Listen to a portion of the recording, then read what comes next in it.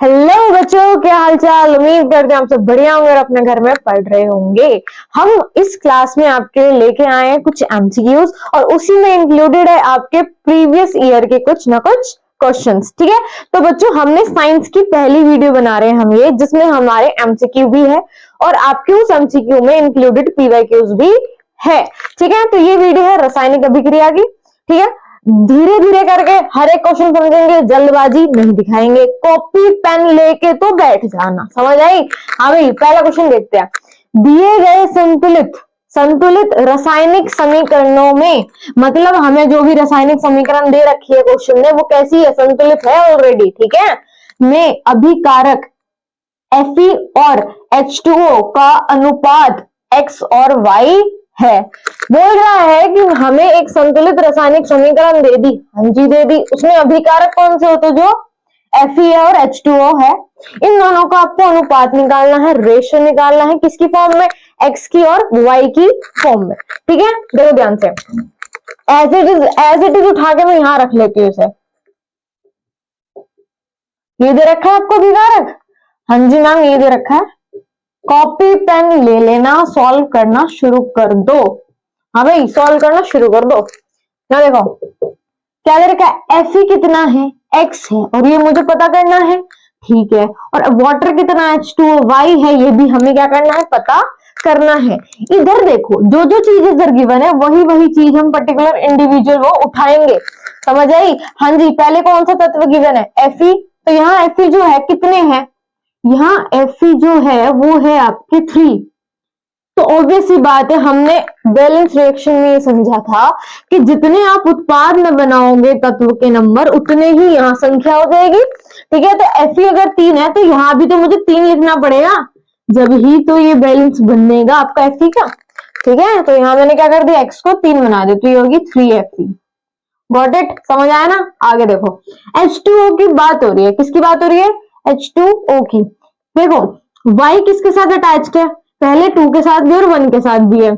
पहले हम H की बात करेंगे। किसकी, H की। यहाँ देखो H क्या है, पहले x इधर, H को हम इधर कवर करते हैं। 4 2 जा 8, 4 2 जा 8, मतलब H आपको 8 बनाना पड़ेगा। क्या करना पड़ेगा, H को आपको 8 बनाना पड़ेगा अगर मुझे यहाँ भी सेम चाहिए तो क्या करूं मैं, ऐसा क्या मल्टीप्लाई करूं 2 में कि मेरा H क्या आ जाए, 8 आ जाए। तो भैया क्या मैं 4 मल्टीप्लाई कर दूं, 4 2 जा 8, तो ये क्या हो जाएगा, y आपका 4 निकल के आ जाएगा। अब आप मुझे कहोगे कि मैम जो हम इसको छेड़ते तो ये भी तो छेड़ना पड़ता है, तो अगर मैं इसे छेड़ू तो 4 1 जा 4, यहाँ देखो ऑलरेडी वो 4 है, ऑलरेडी क्या है वो 4 है। अब मेरे पास x की भी वैल्यू होगी और y की भी। क्या मैं ऐसे अनुपात में लिख सकती हूँ, जी लिख सकते हैं। क्या, x रेशियो y। तो आपका x दे रखा है 3 और आपका y दे रखा है 4। आंसर निकल चुका है। हम अपने एमसीक्यूज में जाएंगे, मार्क कर देंगे भैया 3:4। आपका ये वाला करेक्ट आंसर है। ठीक है, आई होप करेक्ट आया होगा, नहीं आया तो आप इसे देख सकते हो फिर से। समझ आया। सेकंड देखो, उपचयन और अपचयन अभिक्रिया क्या कहती है। देखो ये अभिक्रिया हमने पढ़ी थी लास्ट में जब चैप्टर खत्म ही हो रहा था, है ना। तो उस अभिक्रिया को कहना चाह रहा है कि आपका जो उपचयन और अपचयन है, मतलब ऑक्सीडेशन और आपका रिडक्शन हो रहा था, वो अभिक्रिया कहती क्या है, वो अभिक्रिया कहती क्या है। पहला है रिडॉक्स, दूसरा है उसमें शेपी, शोषी और आपका अवक्षेपण। देखो ध्यान से, इसमें ऊष्मा की तो बातें ही नहीं हो रही है, ऊष्मा की तो बातें हो ही नहीं रही है, तो ये तो यहां से आउट हो जाएगा, आउट हो गया। अब ये जो है ये भाई साहब सॉलिड फॉर्म में आपका निकल रहा था, मतलब कुछ ना कुछ अभिक्रिया में कुछ सॉलिड ठोस पदार्थ निकल जाता है, वही तो होता है। ठोस की तो बात ही नहीं हो रही, तो किसकी बात हो रही, रिडॉक्स की। किसकी, रिडॉक्स की। यहां देखो, जो आपका रिडॉक्स है, रिडॉक्स में अगर बहुत ध्यान से देखें तो रिडॉक्स में ऑक्सीडेशन भी है। हाँ भाई, यहां देख लो, रिडॉक्स में क्या है, ऑक्सीडेशन भी हो रही है और साथ साथ रिडक्शन भी हो रहा है। तो मैं कह सकती हूँ ये दोनों अगर मुझे किसी अभिक्रिया में देखने को मिले तो उसका नाम है रिडॉक्स। क्लियर, 2 हो गए। हाँ जी हो गए। आगे देखो, तीसरा है कि चिप्स के पैकेट में कौन सी गैस डाली जाती है।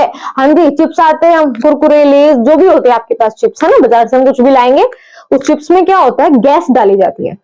जिसने नहीं पढ़ा हुआ, आपके फर्स्ट चैप्टर में रेंसिडिटी की यहाँ पे बात हुई है। देखो, चिप्स में गैस डाली जाती है एक तरह की, उससे क्या होता है, वो प्रिजर्व रहते हैं। उससे क्या होगा कि वो जो आपके चिप्स है वो सीलेंगे नहीं, समझ आई। तो उसमें जो सीलेंगे नहीं, तो ऐसी कौन सी गैस है वो पूछ रहा है। तो ऐसी हमारी नाइट्रोजन गैस है, याद रखना, ठीक है। 2017 में आ चुका है, ठीक है, क्या पता आगे भी आपके सामने आ जाए, राइट। तो इसका आंसर क्या है, नाइट्रोजन। हाँ जी, ये भी हो गया। फोर्थ देखो, फेरस सल्फेट, फेरस सल्फेट के विघटन से बने Fe2O3 का रंग कैसा होता है। यहाँ देखो, हमारे पास जो फेरस सल्फेट बना हुआ है, उसके फेरस सल्फेट में 7 मॉलिक्यूल वाटर के भी है, समझ आई। तो अगर मैं इसको स्प्लिट करूं, इसको मैं डिकम्पोज करूं, तो भैया हमें पता है Fe2O3 बन रहा था, हमने एक्सपेरिमेंट में पढ़ा था, पूरे एक्सपेरिमेंट करा रखे है भैया, वो मत करना, समझ आई। तो इसको जब हमने स्प्लिट करा था, डिकम्पोज किया था, तो ये Fe2O3 में टूट गया था। टूट गया वो अलग बात है, लेकिन इसका रंग भी बदल गया था यार। जिसको नहीं पता आप रिकॉल कर लो, जाके एनसीईआरटी खोल लो बैठ के यहीं पे, कि जो आपका एक्सपेरिमेंट था, इसका जब भी टूट जाता था तो एक रंग निकल के आता था। वो जो रंग होता था वो होता था आपका भूरा लाल। क्या होता था, भूरा लाल रंग होता था, समझ आई। यहाँ देखो, पहला कर लिया, दूसरा हो गया, तीसरा हो गया, फोर्थ भी हो गया। आई होप, देखो जिसका गलत हुआ होगा कोई बात नहीं, आप फिर से अपना सही कर लो, जहां मिस्टेक हुई होगी उसको स्टार लगा लो, डाउट में रख लो। आई होप आपको अब तो डाउट नहीं रहा होगा। चलो एक काम करो, इसको एक बार स्क्रीनशॉट ले लो ताकि तुम्हें आगे रिवाइज करने में इजी हुए। चलो आगे देखते हैं कुछ सवाल। देखिए अब सवाल, देखो फिफ्थ सवाल आपका बोलता है कि एमजी रिबन, मैग्नीशियम रिबन को रेगमाल से रगड़कर दहन प्रक्रिया की जाती है क्योंकि, देखो ये लाइन हमें पता है, ये लाइन मुझे पता है कि मैग्नीशियम रिबन को रेगमाल से रगड़ा जाता है दहन प्रक्रिया करने से पहले, ठीक है ना। इस पर मैंने क्वेश्चन करवा रखा है, जिसको नहीं पता लिंक आपके डिस्क्रिप्शन में है, प्लीज देख लेना चाह के। देखो इसका रीजन देखते हैं, देखो 2022 में आ चुका है, क्या प्रोबेबिलिटी है कि आ सकता है इस वाले में भी, ठीक है ना। क्योंकि मैग्नीशियम रिबन की जो आपकी परत होती है, सतह होती है, वो उखड़ी है नहीं भाई, ऐसी बात तो नहीं है, कोई उसकी जो सरफेस है वो उखड़ा तो नहीं है, ठीक है।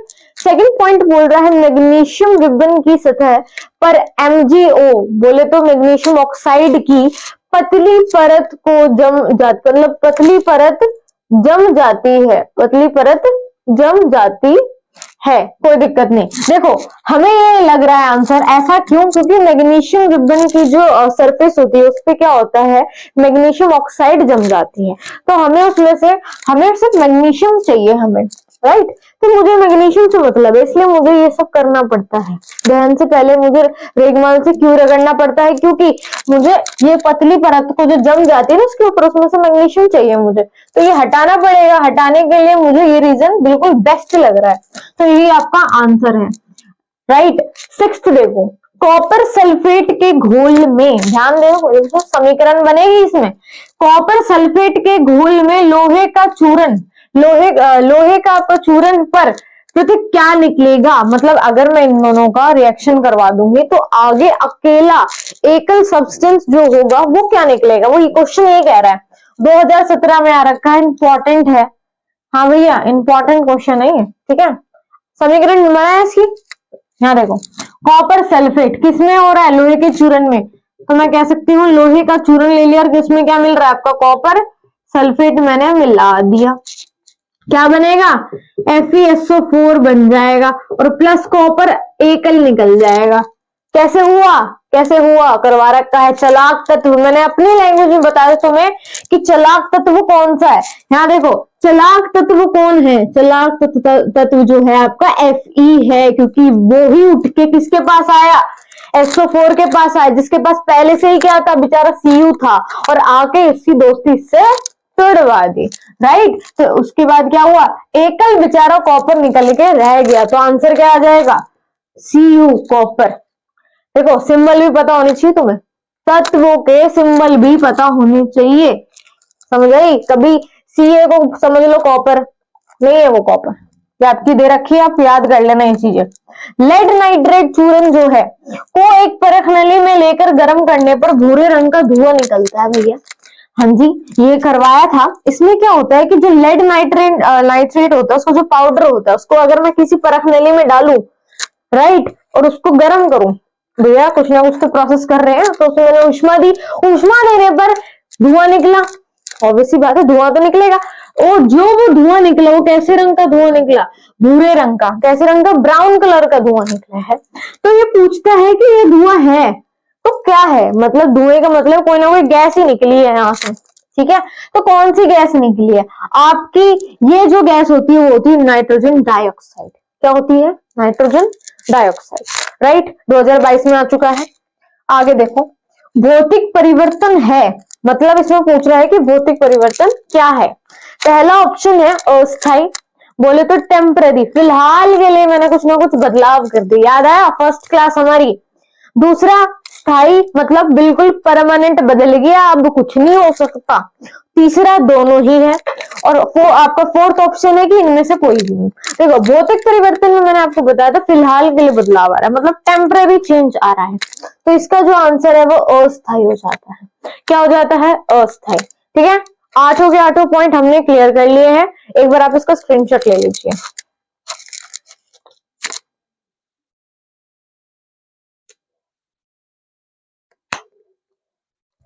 आई होप आपको समझ आ गए होंगे। हमने 8 क्वेश्चन करे इसमें, ठीक है। 8 के 8 बहुत इंपॉर्टेंट है, जिसमें से ज्यादा इंपॉर्टेंट मैंने आपको बता दिया, स्क्रीन पे आपको कॉपर सल्फेट वाला है। ऐसे ऐसे क्वेश्चन लिख के आएंगे, आपको उसे बनाना पड़ेगा और सॉल्व करना पड़ेगा, ठीक है। तो बच्चों यहां तक तो हम रखते हैं, यहीं तक आपका एमसीक्यू। हमारा एक बैच लॉन्च हो रहा है जो कि आपका 1 जनवरी से होगा। यूं मान लो न्यू ईयर का आपके लिए सरप्राइज है, न्यू ईयर का, ठीक है। तो उसका नाम है तूफानी बैच। इसमें हम मैथ्स और साइंस कवर करेंगे, जिसमें आपका एमसीक्यू, पीवाईक्यूज, जितने क्वेश्चंस हैं, जितने इंपॉर्टेंट क्वेश्चन है बोर्ड लेवल के, उतना ही पढ़ेंगे, राइट। कुछ एक्स्ट्रा इसमें नहीं होगा।